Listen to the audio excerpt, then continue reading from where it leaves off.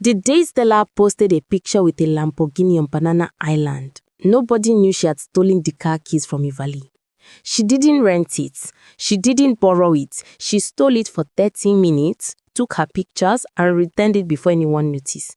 That's the kind of person Stella was. A liar, a thief, and the most dangerous kind. The one who looked innocent. Stella grew up in a one-room apartment in Ajegunle with her mother and 4 siblings. They were so poor that some nights they would sleep without eating. Her mother sold pure water by the roadside, making barely enough to feed them. But Stella was beautiful.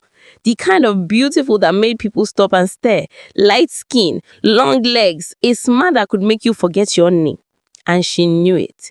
From a young age, she learned that her beauty could get her things. Free food from the malam down the street, free transport from bus conductors, free drinks from men at parties. She learned that people would do anything for a pretty face. So she used it. By the time she was 22, Stella had perfected the art of lying. Not small lies, big, outrageous, unbelievable lies that somehow people believed because she said them with such confidence. She once told a man she met at a hotel that she was the daughter of a senator. "My father is Senator Vincent from Anambra," she said, sipping champagne like she was born into wealth. "We have houses in Abuja, London, and Dubai." The man believed her. He bought her gifts, he gave her money, he introduced her to his rich friends. When he finally Googled Senator Vincent and saw that his daughter looked nothing like Stella, she had already disappeared with 500,000 naira and a diamond bracelet. Another time, she convinced a boutique owner like she was a fashion influencer with 2 million followers. "If you give me these clothes for free, I'll post them on my page. You'll get so much business, you won't know what to do with it," Stella said confidently. The woman packed bags full of clothes worth over 300,000 naira and handed them to Stella. Stella never posted anything. She sold the clothes online and blocked the woman's number. This was who Stella was. She didn't just lie for fun. She lied to survive. She lied to get ahead. She lied so much that she couldn't tell the difference between the truth and her stories anymore. But the lying was just one part of it. Stella also stole. Not because she needed to, but because she couldn't help herself. It was like a drug. The thrill of taking something that wasn't hers and getting away with it made her feel alive, made her feel powerful. She stole makeup from Sephora by hiding it in her bra. She sold perfumes from duty-free shops at the airport by spraying herself with them and walking out smelling like $1 million.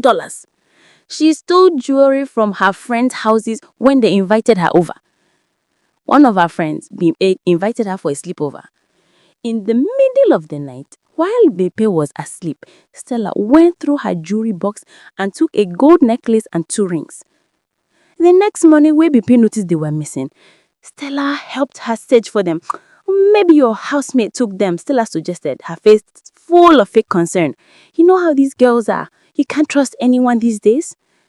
Bepe fired her housemate that same day. Stella wore the gold necklace in her next Instagram post. Her Instagram page was the biggest lie of all. Stella became a professional faker. And she wasn't alone. She joined a WhatsApp group called Lagos Luxury Babes. Yes, there was actually a group for this, where girls rented designer bags and shoes to each other. The rules were simple. You pay 5,000 naira, you keep the bag for 2 days, you take your pictures and return it tendinika you. The group had over 200 girls in it. Everyone was faking their lives. Everyone was helping each other maintain the lie. They would share tips in the group chat. If you want to post a Birkin bag, make sure you blur the background so people can't trace the location. If you're renting a car, don't post videos, just pictures. Videos shows too much detail. If someone asks where you bought something, just say London or Dubai. Nobody can verify that. And it worked like magic. Stella rented a Range Rover for 4 hours from a car rental company in Lekki. She took 50 pictures from different angles, standing next to it, sitting inside it, holding the keys, leaning against the hood. Then she posted one picture every few days for 2 weeks. People thought she bought a car. Her DMs exploded. Stella, you're doing so well, so proud of you. Stella, what do you do for a living? Please teach me your ways. Stella, can I be like you? You're such an inspiration. If only they knew the car was back with the rental company before sunset that same day. The lies became more outrageous. Stella posted a picture holding a boarding pass to Zanzibar with the caption, "Off to paradise, #island life." She never went to Zanzibar. She bought the boarding pass from a travel agent in Computer Village for 3,000 naira. She took the picture at the airport, didn't even pass through security, then went straight back home. Another time, she posted pictures inside a private jet, champagne glass in hand, designer sunglasses on, legs crossed elegantly. It wasn't a private jet. It was a photo shoot set in Lekki Phase 1, where you could pay 20,000 naira to take pictures and pretend you were flying private. The jet didn't even have an engine. It was just this interior shell set up in a warehouse. But the pictures looked real, and that's all that mattered. She posted her morning routine in a luxury apartment with floor-to-ceiling windows overlooking the ocean. The caption read, "Waking up in my happy place, the sunset, coffee, yes." It was her friend's cousin's house. The cousin had traveled to London for 2 weeks, and Stella somehow had gotten the petly. She snuck in at 6 a.m., took pictures for 3 hours straight. Bedroom, kitchen, living room, bathroom, balcony. Then left before anybody noticed. She had enough content to post for a month. Every single thing about her life online was a lie. But here's the crazy part. Stella started to believe it herself. She would wake up in her cramped room in Ajigunle, surrounded by peeling paint and the smell of her neighbor's cooking. But in her mind, she was the girl from Instagram, the girl with the Range Rover, the girl who flew private, the girl who lived in a penthouse. Reality and fantasy became blurred. Sometimes she would forget which story she told to which person. She would slip up and mention Dubai to someone she told she was in London. Or she would forget that her father was a senator and tell someone else her father was a businessman. But she always recovered quickly. She was too good at lying. She had 650,000 followers who believed every word she said. Brands reached out to her. They sent her products. They paid her for promotions. They invited her to events. And Stella milked it for everything it was worth. At one of these events, a luxury fashion show in Eco Hotel, Stella met a man named Chief Emeka. He was in his 40s, fat, unmarried, and very, very rich. He owned oil blocks and had connections to the government. Stella knew exactly how to handle men like him. She laughed at his jokes. She touched his arm when she talked to him. She looked at him like he was the most interesting man in the world. By the end of the night, Chief Emeka was hooked. "You're a very special girl, Stella," he said, licking his lips. "I want to take care of you."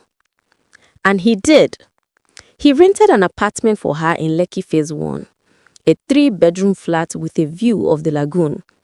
He bought her a car, a white Mercedes-Benz. He gave her a monthly allowance of 500,000 naira. Stella was living the dream. But it wasn't enough, because no matter how much she had, she always wanted more. Chief Emeka took her to high society events, charity galas, art auctions, private dinners with governors and businessmen. Stella didn't care about art or charity.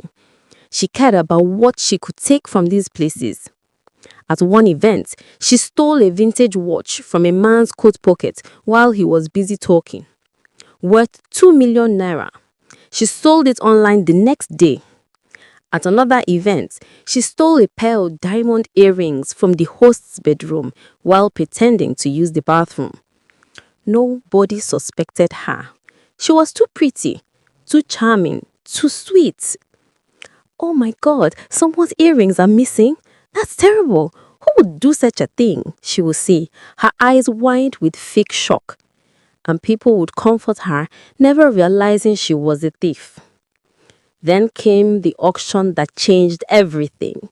It was the biggest event of the year, the Billionaires auction at the Four Seasons Hotel in Lagos. Only the richest people in Nigeria were invited. Chief Emeka got 2 tickets and brought Stella as his date. The auction was full of expensive things: paintings, sculptures, rare wines, vintage cars. But one item caught Stella's attention: the Emerald of Kaduna. It was a necklace in a thick piece from the 1800s. The centerpiece was a massive emerald stone the size of a baby's fist, surrounded by diamonds. It was the most beautiful thing Stella had ever seen, and it was worth 15 million naira. The auctioneer explained that the necklace once belonged to a wealthy Igbo merchant's wife and had been passed down through generations. Now, it was being sold to the highest bidder. Stella stared at the necklace as it sat in display in a glass case guarded by 2 security men. Her mind was racing. She wanted it. No, she needed it. If she could steal that necklace and sell it, she would have more money than she ever dreamed of. She could stop lying. She could stop stealing. She could finally live the life she had been faking all along. But how? The security was tight. Cameras everywhere. Guards at every corner. But Stella was smart and desperate. She spent the next 2 weeks planning the heist. First, she needed a fake necklace, an exact replica of the Emerald of Kaduna. She searched online and found a jewelry expert in Surumere named Mr. Tunde. He was known for making fake jewelry that looked exactly like the real thing. Actors used his pieces in movies. Scammers used them to trick people. Stella went to his shop with pictures of the necklace from every angle. "I need you to make this for me," she said. "Exactly like this. Every detail, every stone." Mr. Tunde studied the pictures and whistled. "This is the Emerald of Kaduna? I've seen it in the news. Why do you want a fake one?" Stella smiled sweetly. "I'm doing a photo shoot. You know, for Instagram. I want people to think I bought it, just for content." Mr. Tunde didn't believe her, but he didn't care. "It will cost you 200,000 naira and it will take 1 week." Stella paid him with Chisemeka's money. 1 week later, she picked up the fake necklace. It was perfect. The emerald looked real. The diamonds sparkled just like the original. Even the weight felt the same. Now came the hard part, the swap. The auction was happening again in 3 days, a private viewing event before the final sale. Only select guests were invited to see the items up close before bidding. Chief Emeka had an invitation. Stella's plan was simple but dangerous. She would go to the viewing event with Chief Emeka. She would flirt with the guards and distract them. Then when no one was looking, she would open the glass case, swap the real necklace with the fake one, and walk out like nothing happened. Easy, right? The night of the event, Stella wore a tight red dress that hugged every curve of her body. She made sure her cleavage was showing just enough to make men look twice. She wore heels so high that she had to practice walking in them for hours. She put the fake necklace in a small designer purse that Chief Emeka had bought her. "You look stunning, my dear," Chief Emeka said as they walked into the Four Seasons Hotel. Stella smiled. "Thank you, baby." Inside, the event was full of the richest people in Lagos. Stella recognized faces from TV, politicians, business moguls, celebrities. The Emerald of Kaduna was displayed in the center of the room in a glass case lit by spotlights. 2 security guards stood on either side of it. Stella's heart was pounding. This was it. She spent the first 30 minutes walking around, acting casual. She laughed at jokes. She sipped champagne. She took pictures for Instagram. Then she made her move. She walked over to the necklace and pretended to admire it. "Wow, this is so beautiful," she said to one of the guards, batting her eyelashes. "Can I take a closer look?" The guard, a young man in his 20s, smiled and said, "Sorry ma, no touching, orders from above." Stella leaned in closer, making sure he could see down her dress. "Please, just for a second, I promise I won't touch it. I just want to see it up close." The guard hesitated. His eyes flickered down to her chest and back up to her face. Just 1 second," he said quietly, glancing around to make sure his boss wasn't watching. He unlocked the glass case and lifted the lid slightly. Stella's hands moved fast. She reached into her purse, pulled out the fake necklace, and in one smooth motion, she grabbed the real one and replaced it with the fake one. The whole thing took less than 5 seconds. She stepped back, smiling. "Thank you so much. It's even more beautiful up close." The guard closed the case and locked it again, completely unaware of what had just happened. Stella's heart was racing so fast, she thought it would burst out of her chest. But she did it. She actually did it. The real Emerald of Kaduna was now in her purse. She walked calmly back to where Chief Emeka was standing, talking to a governor. "Baby, I'm not feeling well," she whispered in his ear. "Can we leave?" Chief Emeka frowned. "Already? We just got here. Please," she said, putting her hand on her stomach. "I think I ate something bad. I need to go home." He sighed. Okay. Let me just say goodbye to a few people." Stella waited, her hands gripping her purse tightly. Just a few more minutes. Just a few more minutes and she'd be free. But then she heard a voice behind her. "Excuse me, miss." She turned around. It was the head of security, a tall, muscular man with a scar on his face. He was holding a tablet. "Can I see your bag, please?" Stella's blood ran cold. "My bag? Why?" "Routine check," he said, his eyes hard. "We are checking everyone before they leave." Stella's mind was racing. If he opened her bag, he would find the necklace. She would be arrested. She would go to jail. She needed to think fast. Of course, she said sweetly, opening her purse slightly. "But there's nothing in here except my phone and lipstick." The man reached in and pulled out the necklace. The real necklace, the Emerald of Kaduna. Everyone around them stopped talking. All eyes turned to Stella. The head of security held up the necklace. "Can you explain why you have this in your bag?" Stella's mouth opened, but no words came out. Chief Emeka stared at her in shock. "Stella, what is this?" She tried to lie, tried to say something, anything. I don't know how that got there. Someone must have put it in my bag. I swear, I didn't save it," the security man said coldly. "We've been watching you on camera. We saw everything." The police were called. Stella was arrested in front of everyone, in front of the politicians, in front of the celebrities, in front of Chief Emeka, who looked at her like she was that. She was dragged out to the hotel in handcuffs, cameras flashing, people whispering. Her Instagram followers watched the video the next day. Blogs posted it. News stations covered it. Instagram influencer caught stealing 50 million naira necklace at luxury auction. The comments were brutal. "I know she was fake. She's been stealing all along. Lock up! What a disgrace!" Within hours, she lost 600,000 followers. Brands deleted every post with her face. Chief Emeka blocked her number and took back the car and the apartment. She was left with nothing. Stella spent 6 months in jail. When she was finally released, she had no money, no home, no friends.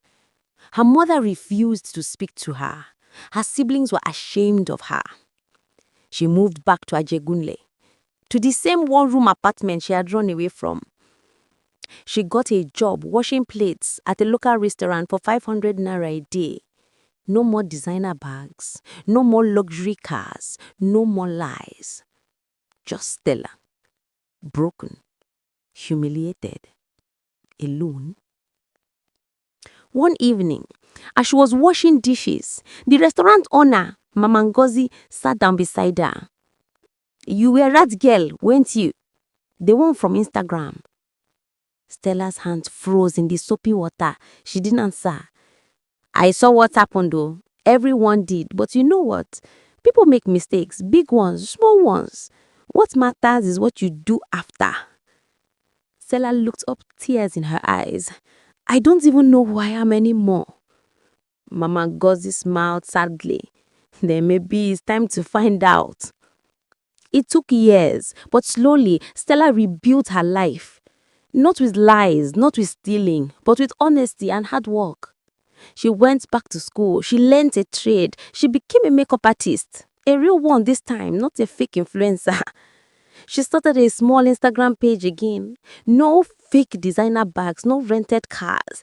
Just her work, her real life, her real face. She had 3,000 followers, real people who appreciated her talent. One day, someone commented on her post, "Ain't you the girl who stole that necklace?" Stella could have deleted the comment, could have broke the person. But instead, she replied, "Yes, that was me. I made terrible mistakes. I hurt people, I hurt myself. But I'm not that person anymore. I'm learning to be better every day." The comment got 500 likes because people respect the truth, even when it's ugly. Thank you for listening to today's story. I hope you enjoyed it. If you felt or learned something, a lesson, a memory, a truth, share it in the comments. And don't forget to subscribe to African Folktales by Zara for more stories that speak to the soul.